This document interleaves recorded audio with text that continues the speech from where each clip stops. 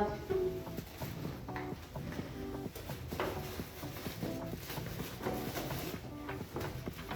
ايه يا مريم؟ استني بس ماشي. على فكره قبل ما اشوف الهديه، مريم عندها فن اختيار الهدايا جدا، بتعرف تختار الهدايا بتاعها حلو جدا جدا جدا. حضرتك تستني، اتفضلي بس الاول حبيبتي. ممكن نفتح عينينا بقى. طب بصوا بقى.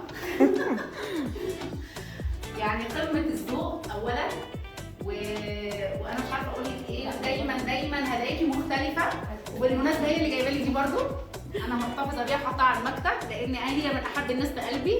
فدايما هدايا بتبقى سبيشال زي ما بيقولوا، بتعرف تختار قوي الهدايا بتاعتها. انا سعيده بيكي جدا والله، ومبسوطه بيكي قوي فوق ما تتخيلي. حبيبتي حبيبتي. شوف بقى شوف الجمال. شفت الجمال؟ شفت الناس الحلوه دي، محبه في الله. انا مبسوطه قوي ان انا قصرت فيها ان هي تدور عشان حاجه تسعدني، وطول الوقت فعلا بتجيب حاجات تسعدني. انا بحبها جدا جدا جدا، من احب الناس لقلبي بجد. مش عشان الهدايا، عشان هي بتحاول دايما تسعدني وتبين لي حبها، بس بطريقه فعلا ناعمه ولطيفه. ربنا يخليكي، ودايما يا رب من نجاح لنجاح، ودايما مبسوطه ومرضيه وناجحه. ربنا يخليكي.